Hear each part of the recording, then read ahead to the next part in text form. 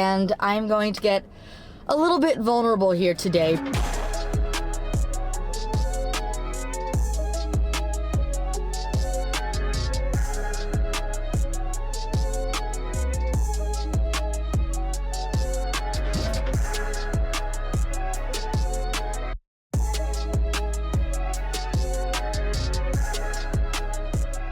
We're gonna have a little bit of a car chat, and I'm going to get a little bit vulnerable here today, because if there's one thing I want my YouTube channel to be, it is authentic. Authentic to me and my experience and what I'm going through. So I just want to be honest here and connect with the great people who watch all of my YouTube videos and support me. So I sort of wanted to explain a little bit about what's going on with me. We are going to go into the gym. We are going to do a workout. That's all happening here. And if you want to skip this part, I'll probably put the time like here to where the actual workout stuff starts. But first, we're going to chat a little bit. And I actually didn't post on YouTube before my last video, the one that came out before this one, for almost 2 weeks, because I was just dealing with a lot of mental and emotional stress that was sort of weighing on me and making it difficult for me to do a lot of things. I was dealing with some self-sabotage. I was not being present. I had a lot of anxiety going on with just work stuff, personal stuff, gym stuff, just all of the stuff. I turned 30 recently. I mentioned that in my last video, and I took a trip for that birthday, and both of those things caused me anxiety. I know that going on a trip should usually be fun, and it ended up being a pretty good time, but traveling, finding someone to take care of my dog, the cost of that, taking off of work, using the little bit of time off that I do get, all of that is a lot of stress on me. And with the CrossFit Games being so close to my birthday, I have another trip, which is more money, and I talked about that in my last video, how expensive that is. And with those two things back to back, it was a pretty big financial stress on me, in addition to just other things going on that were causing me to be anxious and stressed out, and made it difficult for me to want to do certain things. And I was self-sabotaging, and I was losing weight, because when I get very stressed out, I tend not to eat enough. I just don't want to eat. I know I have to eat. I will try to eat. I will make meals for myself, and I just don't even want to finish them or swallow. So it just becomes, it has nothing to do really with that, with body image or anything like that. It's just, I just don't want to. It becomes another stress, just trying to get food down. So I was losing weight. I wasn't performing as well in the gym. I wasn't enjoying my workouts. And I ended up getting a little injury, nothing major, and it's fine now, but I tweaked my shoulder. And I do think part of that is because I wasn't eating enough, and I wasn't feeling good, and I wasn't present in my workout. So it allowed me to put myself in a position where I injured myself. I got sick. I got a cold in July because I was stressed out and my immune system was lower. I was making myself get sick, essentially. All of this to say that I am actually taking a small step back in my gym stuff, not going to the gym, not CrossFitting, but I've been doing a bunch of individualized programming. And right now, while my mental and emotional health is not in its top place, it's not allowed me to be physically my best.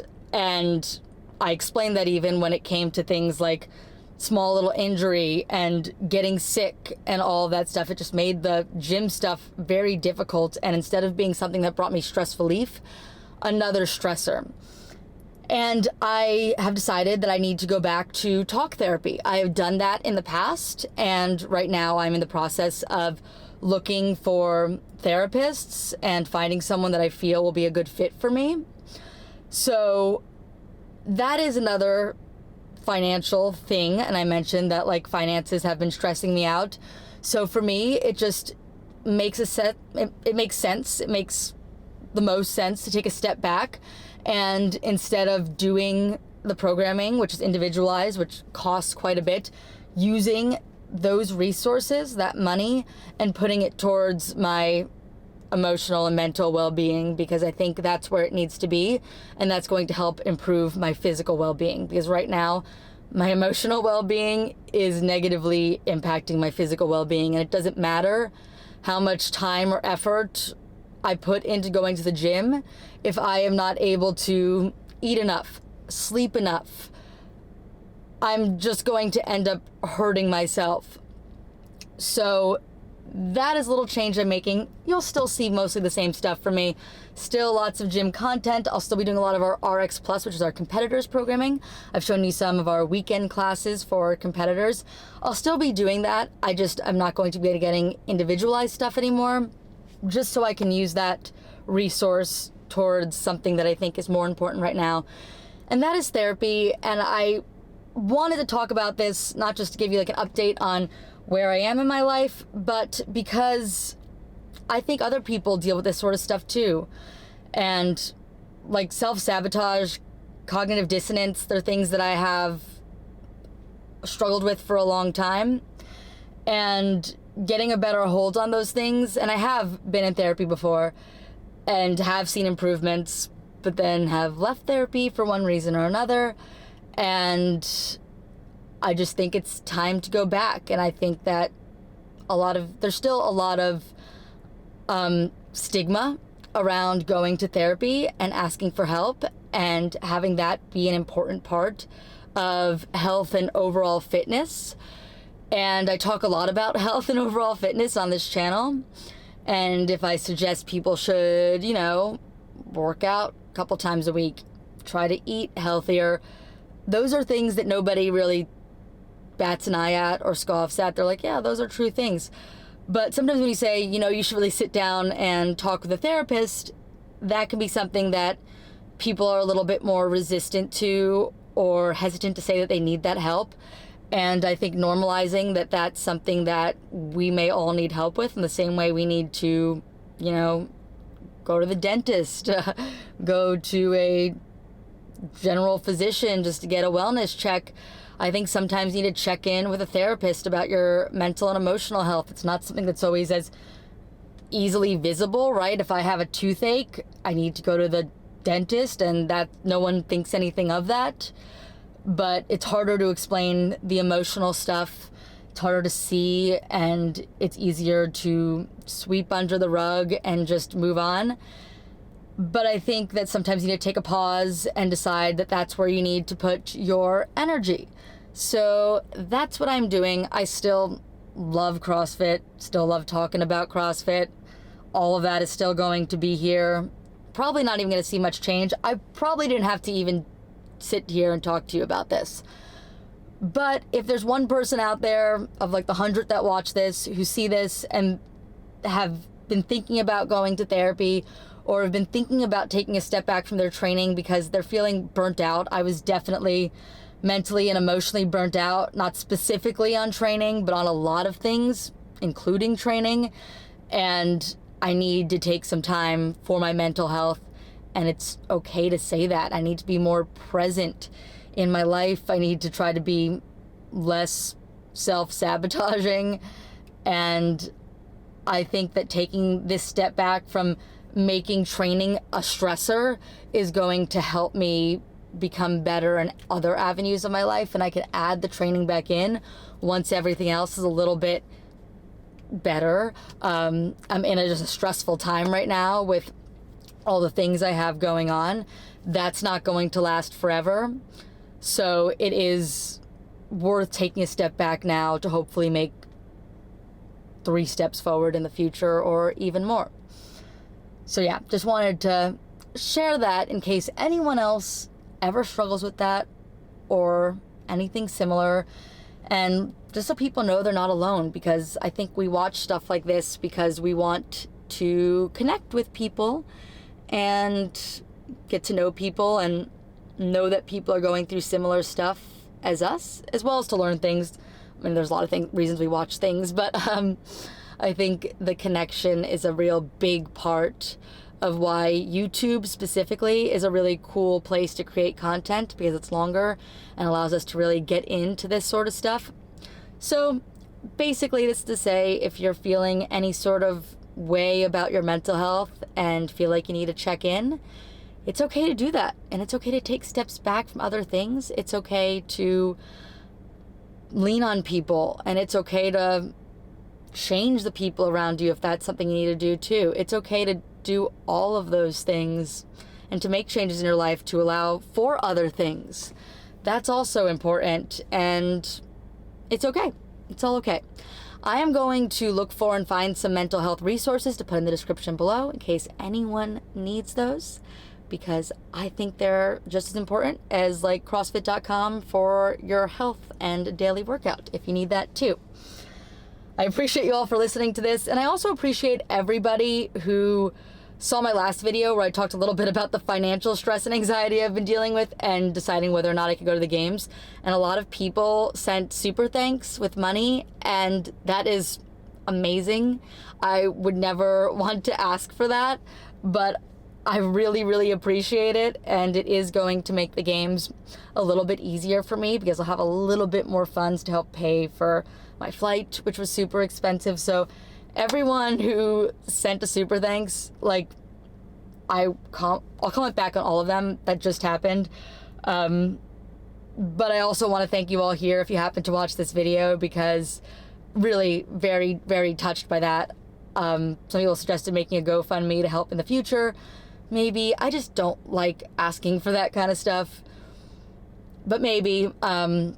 I do really appreciate, though, everyone who did that just out of the kindness of their hearts. That's really special, and it's what makes doing this really special. I mean, sometimes you get hate, but most of the time, especially here on YouTube, like, this has been a really supportive, wonderful place, and I appreciate all of you. Again, I already said that, but again, I appreciate all of you for watching and for supporting me and this journey and all of this stuff.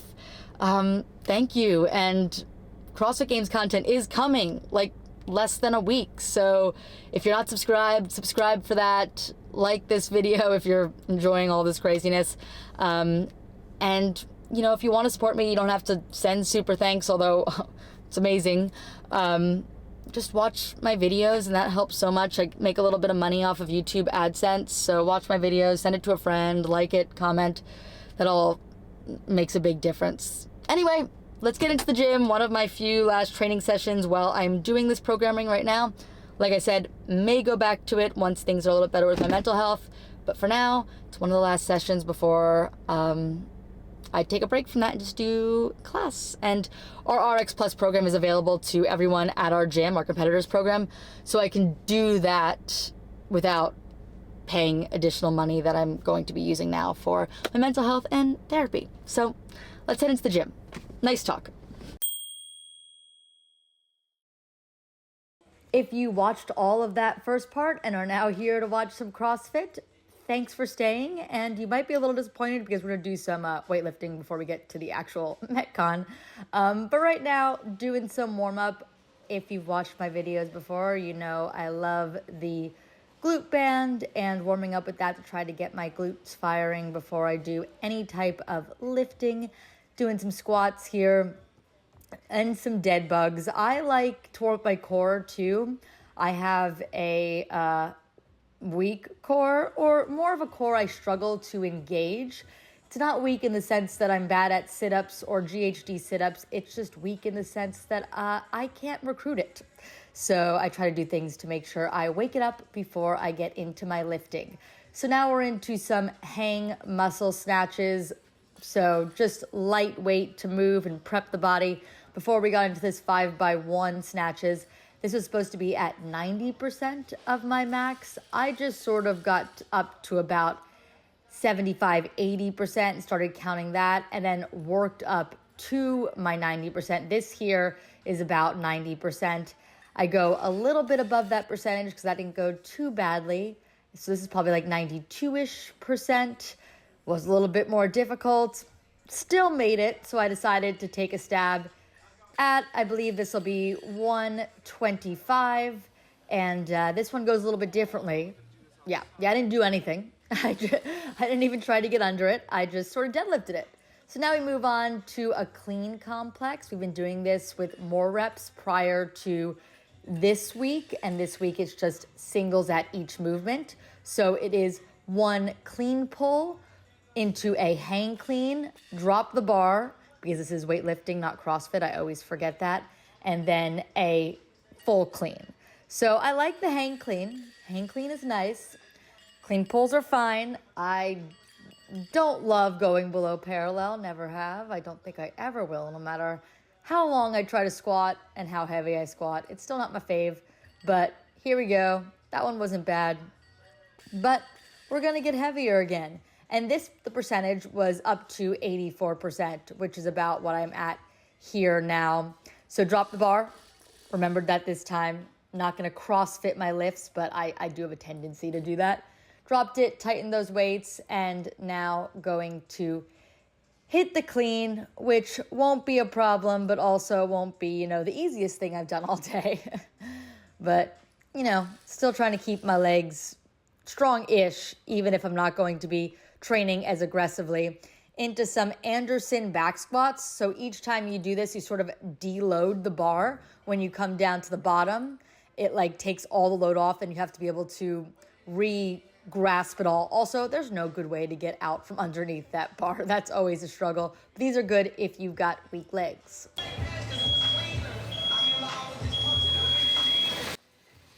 I got lucky with this Metcon because a friend of mine who happened to also be working out at the gym, who doesn't do any specific program, was looking for a Metcon to jump in on. So he jumped in on this workout with me, which is always nice because when you're working out alone, it's just really hard to get the same stimulus as you get when you're working out with someone next to you. Doesn't matter what that person's ability level is, just the fact that there's someone there makes a huge difference. So you can kind of see my friend Brennan on the right of your screen right now. He's kind of in the shot, kind of not in the shot. We're just gonna leave him there for the whole workout. Why not, right? Could have cropped him out, but he knew the camera was there, so we're gonna leave him. So the workout, it is a metabolic conditioning workout, just 2 movements over and over again, 8 minutes long, 12 calories on the air bike for women, 18 for men, and then 16 single arm dumbbell snatches. The RX weight for women, the prescribed weight, is 35. The prescribed weight for men is 50. And this ended up being a lot of rounds of this workout. So you can see me here just getting through those dumbbell snatches. And I chose to alternate. It didn't actually say whether you had to alternate or not. So theoretically, I guess you could do 8 on one side and then 8 on the other side. It probably would be a little faster, at least initially, but that's very taxing on one side. And I think over the course of several rounds, you're going to end up slowing down doing that because you're just going to burn out that one arm. But if dumbbell snatches are your jam and you're just super strong, then maybe that's a good route for you to try to get, finish 5 rounds of this workout. I finished 4 rounds and was in the 5th round, but I think the bigger thing is probably the assault bike. It's a lot of time on the bike, where on the dumbbell snatch, it's only so fast you're going to be able to snatch that dumbbell. Like I said, if you do all one arm, then all the other arm might be a little bit faster, but there really is only so much amount of time you can pick up there. If you're someone who has really great power output on the bike, you can pick up a lot of time there. Me, not very great at that. So it's a difficult workout for me to pick up much time on. Looking at the scores from some other people, because we had this workout for everyone at our gym, not just our competitors program, where I finished, which was 4 plus 11, so 4 full rounds plus 11 calories, just shy of getting off that bike. That was a pretty similar score to what a lot of people had. I didn't see any women get 5 rounds. So it's hard. You really have to push it on the bike. This dumbbell snatch feels like, watching it back, that I'm moving it pretty well, but in it, I don't know, I find this movement kind of boring. I find both of these movements kind of boring. So I was very grateful when Brennan wanted to jump in with me and do this workout.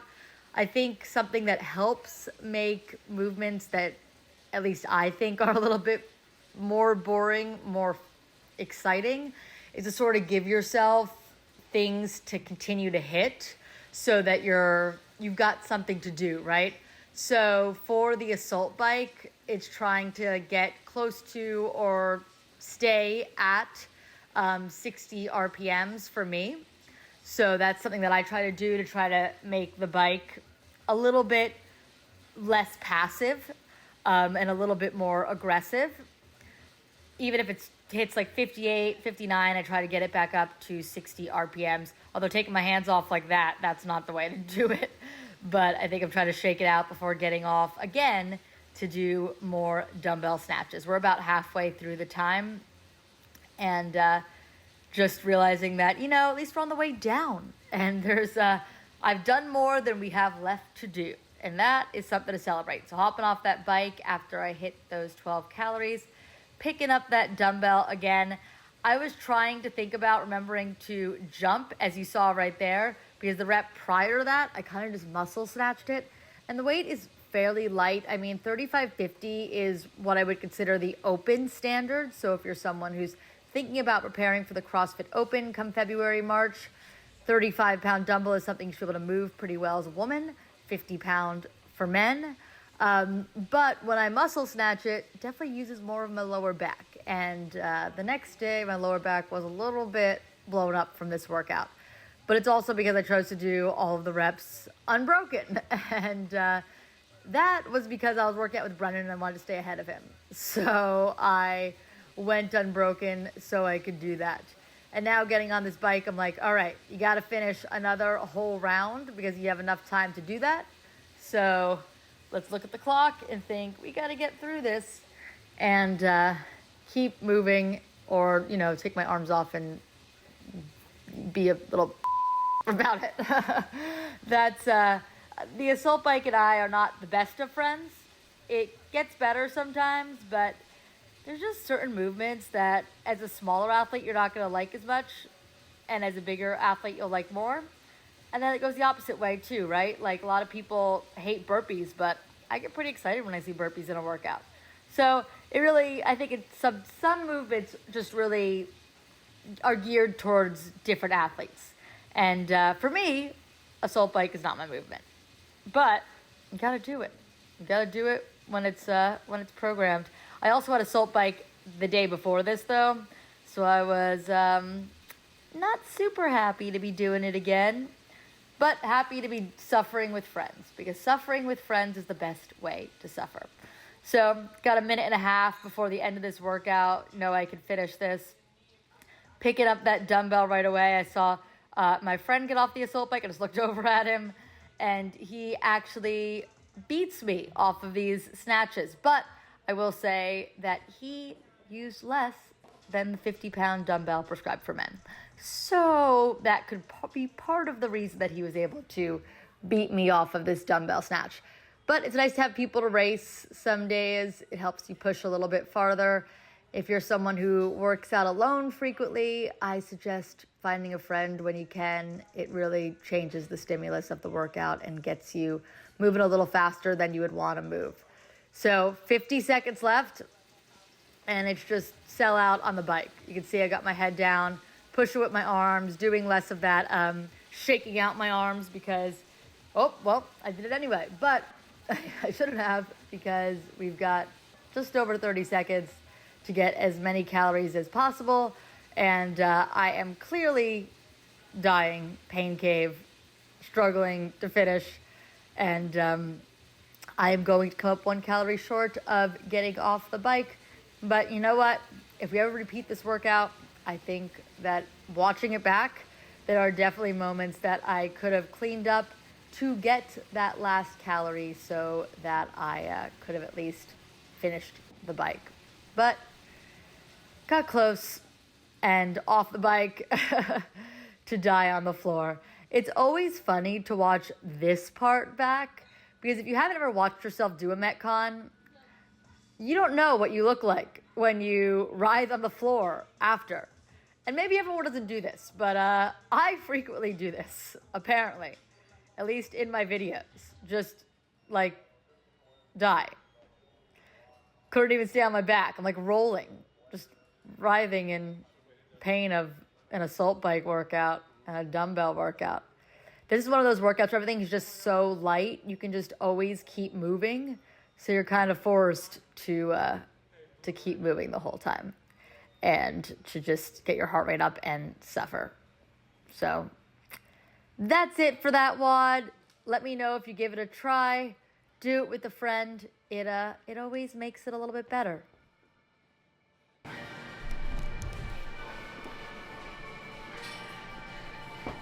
4 rounds, 1, 2, 3, 4, plus 11, almost 12.